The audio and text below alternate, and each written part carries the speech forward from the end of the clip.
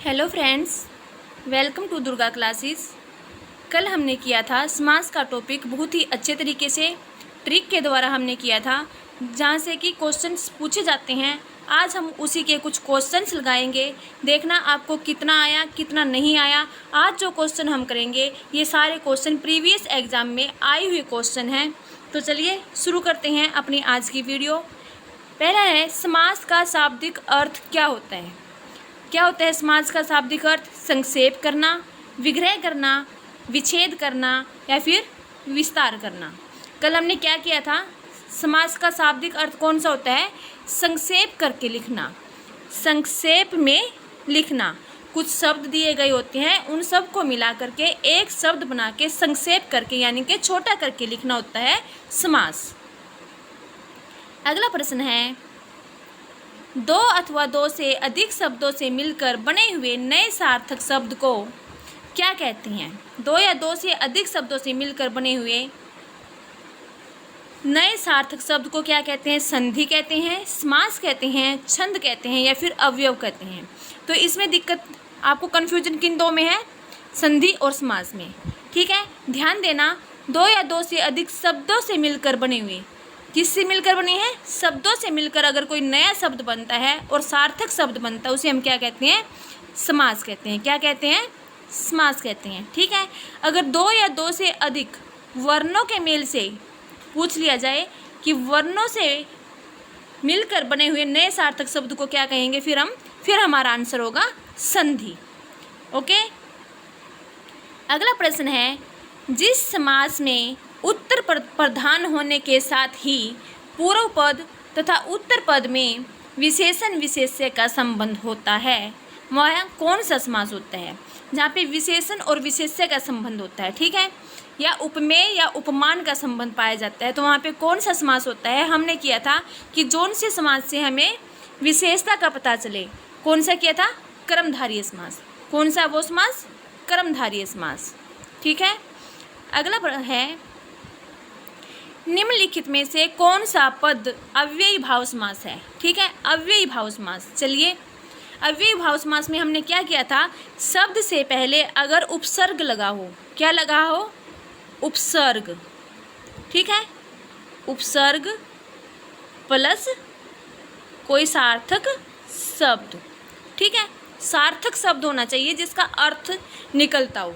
ठीक है, कुमारी, कुमारी में कोई उपसर्ग नहीं है। आचार कुशल, ठीक है, इसको देखते ही कुछ बच्चे लगा देंगे कि आचार में आ उपसर्ग आ गया तो कौन सा हो गया? अव्ययी भाव, यही हो गया। लेकिन आ के बाद आप देखो कि सार्थक शब्द नहीं बनता। चार कुशल, चार कुशल कोई शब्द है? नहीं। ठीक है, प्रतिदिन, प्रतिदिन में प्रति उपसर्ग है और दिन सार्थक शब्द है, तो कौन सा हुआ? राइट आंसर आपका होगा प्रतिदिन। वेरी इंपॉर्टेंट क्वेश्चन है, याद रखना। आगे है, साग पात में कौन सा समास है? साग और पात, ठीक है, पहला है अव्ययी भाव। अव्ययी भाव में कोई क्या होता है? उपसर्ग दिया होता है पहले और उसके बाद कोई सार्थक शब्द होता है। ये कट गए यहाँ से। द्विगु, द्विगु संख्यावाचक होता है, कट गया। आगे है द्वंद्व। द्वंद्व में हमने क्या किया था? योजक चिन्ह और उसके साथ एक दूसरे के विलोम। साग पात विलोम भी है और योजक चिन्ह भी है, तो कौन सा समास हुआ? द्वंद्व समास हुआ। कर्मधारय में विशेषण और विशेषता दोनों, विशेष्य और विशेषण होगा। ठीक है, अगला प्रश्न है, कन्यादान में कौन सा समास है? कन्यादान, देखना, कन्या का दान, किसका? विभक्ति का लोप हो रहा है। कन्या का दान, विभक्ति का लोप हो रहा है, तो कौन सा समास होगा? तत्पुरुष समास होगा। जहाँ पे विभक्ति का लोप हो जाता है वहाँ पे कौन सा समास होता है? तत्पुरुष समास होता है। आगे चलिए, धक्का मुक्की में कौन सा समास है? वही एक दूसरे का विलोम है। धक्का मुक्की एक दूसरे का विलोम भी है और योजक चिन्ह भी है। कई बार योजक चिन्ह न दे के इकट्ठा दे देते हैं, लेकिन उसका अगर संधि समास का उसका विच्छेद करते हैं उस शब्द का हम, तो उसके बीच में और आता है, वहाँ पे भी कौन सा समास होगा? द्वंद्व समास होगा। इसका राइट आंसर है द्वंद्व समास। अगला प्रश्न है गगनचुंबी में कौन सा समास है? ए बहुव्रीहि, बी कर्मधारय, सी तत्पुरुष या फिर डी अव्ययी भाव। बताइए कौन सा समास होगा? गगनचुंबी, गगन को चूमने वाला, कौन सा होगा? एक मिनट फ्रेंड्स, क्या हुआ बताना फ्रेंड्स। गगनचुंबी, गगन को चूमने वाला, विभक्ति का लोप हो रहा है। क्या हो रहा है? विभक्ति का लोप हो रहा है, तो कौन सा समास होगा? तत्पुरुष समास। आगे है युधिष्ठिर में कौन सा समास है? युधिष्ठिर तत्पुरुष समास, अलुक, बहुव्रीहि या फिर कर्मधारय। ठीक है, युधिष्ठिर युद्ध में है जो शिथिर, कौन है? युधिष्ठिर। महाभारत का जो एक करैक्टर है युधिष्ठिर, वो है, क्या है? युद्ध में है जो शिथिर। क्या आएगा? बहुव्रीहि समास। कोई तीसरा बंदा प्रधान है, कोई तीसरा पद प्रदान किया गया है, तो क्या होगा? बहुव्रीहि समास। अगला है वनवास में कौन सा समास है? वनवास, ठीक है, कौन सा है? क्या होगा? वन के लिए वास। ठीक है, विभक्ति का जो है कारक चिन्ह है, कारक चिन्ह का के लिए। ठीक है, इसका लोप हो रहा है, तो कौन सा समास होगा? तत्पुरुष समास होगा। अगला है भाई बहन, देखते ही पता लग गया होगा। भाई बहन विलोम है और योजक चिन्ह है, कौन सा समास होगा? द्वंद्व समास होगा। निम्नलिखित में से एक शब्द में द्विगु समास है, उस शब्द को चुनिए। द्विगु समास, ठीक है, द्विगु समास कहाँ पे होता है? जहाँ पे पहला पद संख्यावाचक हो। देखना, पुरुष सिंह में है? नहीं। भूदान में? नहीं। आजीवन में? नहीं। सप्ताह में क्या है? पहला पद संख्यावाचक है, तो यहाँ पे कौन सा होगा? सप्ताह राइट आंसर होगा। अगला है चतुर्भुज में कौन सा समास है? चतुर्भुज, यहाँ पे चतुर्भुज को देखते ही क्या करेंगे हम? द्विगु लगा देते, लेकिन यहाँ पे द्विगु दिया ही नहीं है, तो क्या करेंगे आप? ठीक है, क्या करेंगे? चतुर्भुज, चार हैं भुजाएं जिसकी। मैंने आपको बोला था अगर द्विगु भी दिया होता यहाँ पे, तो भी आपको द्विगु के साथ नहीं जाना था, क्या लगाना था? बहुव्रीहि। अगर बहुव्रीहि समास साथ में दिया गया है, तो आपका राइट आंसर क्या होगा? बहुव्रीहि रहेगा। क्या है? चतुर्भुज, चार हैं भुजाएं जिसकी। कौन है? ब्रह्मा, चार भुजाओं वाला, बहुव्रीहि। ठीक है, चक्कर पानी, चक्कर पानी में कौन सा समास है? चक्कर पानी तत्पुरुष समास? नहीं। अव्ययी भाव? नहीं। कर्मधारय? नहीं। चक्कर पानी, चक्कर है हाथ में जिसके, पानी मीन्स हाथ, जिसके हाथ में चक्कर है, कोई तीसरा पद प्रधान है, कौन? विष्णु, तो क्या होगा? बहुव्रीहि समास।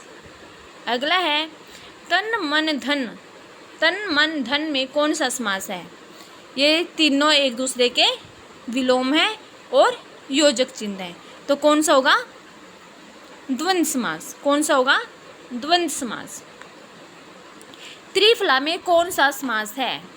त्रिफला, ठीक है, पहले पद में क्या है? संख्यावाचक, पहला पद संख्यावाचक है, तो कौन सा होगा? द्वंद्व में नहीं होता। अव्ययी भाव में उपसर्ग होता है, कर्मधारय में विशेषण विशेष्य होता है, द्विगु में होता है संख्यावाचक। ठीक है, त्रिफला क्या होगा? द्विगु। अगला प्रश्न है मुख्य दर्शन में कौन सा समास है? ध्यान से देखना, मुख्य दर्शन, कई बच्चे क्या करेंगे? योजक चिन्ह दे दिया तो सिर्फ क्या करेंगे? लगा दिया द्वंद्व समास, लेकिन नहीं, गलत होगा। कैसे? मुख्य दर्शन, ये विलोम नहीं है। मुख के दर्शन क्या होगा? मुख के दर्शन, या तो ये होएगा या फिर मुख और दर्शन, ऐसे भी नहीं बनता, और बनता तो भी हम इसको द्वंद्व लगा देते, मुख के दर्शन बनेगा, तो कौन सा होगा? तत्पुरुष समास। विभक्ति का लोप हो रहा है, तो कौन सा होगा? तत्पुरुष समास होगा फ्रेंड्स। अगला है दीनानाथ में कौन सा समास है? देखना, दीनानाथ क्या है? दीन है जो नाथ दीन है। कोई स्पेशल तो है नहीं भाई जो एक नाथ है और वो दीन है। अगर हम इसको बहुव्रीहि में लेके जाएं, नाथ की विशेषता दिखाई गई है, विशेषण और विशेष्य दोनों चीजें हैं। विशेषता दिखाई गई है किसकी? नाथ की। कैसा है नाथ? दीन। तो कौन सा होएगा? कर्मधारय समास। अगला है, निशाचर में कौन सा समास है? निशाचर बहुव्रीहि, अव्ययी भाव तो है ही नहीं, उपसर्ग होता, ठीक है। कर्मधारय विशेषता भी नहीं, इसमें कोई नहीं है इसकी, और नयन तो है ही नहीं। बहुव्रीहि बचा तो कौन सा है? बहुव्रीहि। निशाचर, निशा में घूमने वाला, यानी कि रात्रि के समय घूमने वाला कौन होता है? राक्षस। अगला है, पाप पुण्य में कौन सा समास है? देखते ही पता चल गया होगा फ्रेंड्स। पाप पुण्य विलोम है और योजक चिन्ह है, तो कौन सा होएगा? द्वंद्व समास होएगा। अगला है, विद्यार्थी में कौन सा समास है? विद्यार्थी, विद्या के लिए अर्थी, ठीक है, तो कौन सा होएगा? विभक्ति का लोप है, तत्पुरुष समास। अगला है, नवग्रह में कौन सा समास है? नवग्रह, ठीक है, नवग्रह कौन सा होएगा? पहला पद जो है संख्यावाचक है, कौन से में होगा? द्विगु में होगा। कर्मधारय में विशेषता दिखाई गई। नवग्रह, नया ग्रह तो कहेंगे नहीं। अगर यहाँ पे दे दिया जाता आपको नव ऐसे ग्रह गृह, ठीक है, तो आपका क्या होता? आपका कर्मधारय समास में जाता है। फिर आप इस नव को देख के आप इसको द्विगुण नहीं कर सकते थे, क्योंकि नो घर, गृह का मतलब क्या होता है? घर होता है, ठीक है, और ग्रह का मतलब होता है जो नौ ग्रह नक्षत्र जो हमारे हैं वो होता है ग्रह, और गृह का मतलब होता है घर, ठीक है। नवगृह, नौ घर तो नहीं होते, ठीक है, नया घर ही होएगा। तो क्या होएगा? घर की जो विशेषता वो क्या है कि वो नया है, तो किस में जाता? कर्मधारय में जाता। लेकिन दिया गया नवग्रह, जो हमारे वो हैं ग्रह नक्षत्र हैं, वो दिया गया है, तो किस में जाएगा? द्विगु में जाएगा, याद रखना। अगला है, विशेषण और विशेष्य के योग से कौन सा समास बनता है? विशेषण और विशेष्य कौन से समास में आता है? कब से करते आ रहे हैं फ्रेंड्स? याद होगा आपको, हो ही गया होगा अब तो। विशेषण और विशेष्य, उपमान और उपमेय का संबंध कौन से समास में मिलता है? कर्मधारय समास में मिलता है, ठीक है, कर्मधारय समास में। ये समास की जो वीडियो है ट्रिक के द्वारा, हमने कल पूरी वीडियो में ट्रिक के द्वारा इनको सोल्व किया था। अगर आपने वो वीडियो नहीं देखी है तो वो उसका लिंक मैं डिस्क्रिप्शन में दे दूँगी, तो वहाँ से जाके आप प्लीज़ सबसे पहले उस वीडियो को वहाँ से देख लेना। उसके बाद आप इस ट्रिक को, जो क्वेश्चंस हैं, इनको लगा के देखना, आप इजीली इनको सोल्व कर पाओगे, ठीक है। अगला है, गौशाला में कौन सा समास है? गौशाला, गो के लिए शाला, ठीक है, क्या होगा?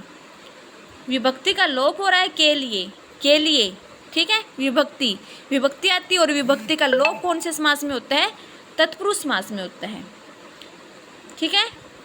अगला है, नरोत्तम में कौन सा समास है? देखो, नरोत्तम, नरों में उत्तम, ठीक है, नरों में उत्तम है, जो क्या है? विशेषता है, कोई नर है उसकी विशेषता क्या है? कि वो उत्तम है, क्या है? उत्तम है, तो किस में जाएगा? विशेषण विशेष्य, कर्मधारय में। किस में जाएगा? कर्मधारय समास में। अगला है, पीताम्बर में कौन सा समास है? पीताम्बर, यहाँ पे बहुत ज़्यादा कन्फ्यूजन होती है, कई बच्चे इसको कर्मधारय में भी लगा देते हैं। अगर यहाँ पे बहुव्रीहि नहीं दिया होता तो हम इसको कर्मधारय में लगा देते। पीताम्बर, पीला है जो अंबर, ठीक है, कर्मधारय हो जाता कि अंबर है, कोई वस्त्र है, उसकी क्या विशेषता है? कि वो पीला है। लेकिन यहाँ पे क्या लगेगा? बहुव्रीहि समास लगेगा। पीला है अंबर जिसका, कौन? भगवान राम, ठीक है, तो इसमें बहुव्रीहि समास के साथ हम जाएंगे।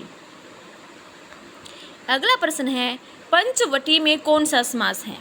पंचवटी, पहला पद क्या है? संख्यावाचक है, ठीक है। अब इसको हम काट भी लेते हैं। देखो, बहुव्रीहि तो है ही नहीं, कोई तीसरा पद प्रधान तो है नहीं, तत्पुरुष समास, तत्पुरुष भी नहीं, विभक्ति का लोप भी नहीं हो रहा। कर्मधारय, कर्मधारय में क्या है, विशेषण और विशेष्य, वो भी इसमें नहीं है। बचा क्या, द्विगु समास। द्विगु समास की जो शर्त है वो ये पूरी कर रहा है। पांच यानी कि संख्यावाचक पद है पहला। अगला है देशांतर में कौन सा समास है। कौन सा समास है, कौन सा समास है देशांतर में, देशों का अंतर, कौन सा होगा, विभक्ति का लोप कौन से समास में होगा, तत्पुरुष समास में होगा। अगला है देवासुर। देवासुर देखो कौन सा होगा, तत्पुरुष, तत्पुरुष समास तो नहीं होगा। बहुव्रीहि, देव है जो असुर, ऐसा कौन सा है, मुझे तो कोई दिखता नहीं। द्वंद्व, द्वंद्व भी नहीं है। योजक चिन्ह और विलोम भी नहीं है। कर्मधारय, जो असुर है उसकी जो विशेषता है उसकी क्या है कि वो देव के समान है। क्या है, देव के समान असुर, देव के समान है असुर, तो इसमें क्या होगा, विशेषता दिखाई गई है, विशेषण और विशेष्य है, तो कर्मधारय समास हो जाएगा। अगर फ्रेंड्स आपको आज की वीडियो पसंद आई तो प्लीज़ वीडियो को लाइक करना और चैनल को सब्सक्राइब करके बेल के आइकन को ज़रूर दबा देना फ्रेंड्स, ताकि मेरे आने वाली सभी वीडियो का नोटिफिकेशन आप तक पहुंच सके। और फ्रेंड्स कमेंट करके ज़रूर बताना, अगर आपने वीडियो, इसकी ट्रिक वाली वीडियो अगर आपने नहीं देखी है तो मैं डिस्क्रिप्शन में लिंक दे देती हूँ, वहाँ से आप जाके देख लेना। Thank you.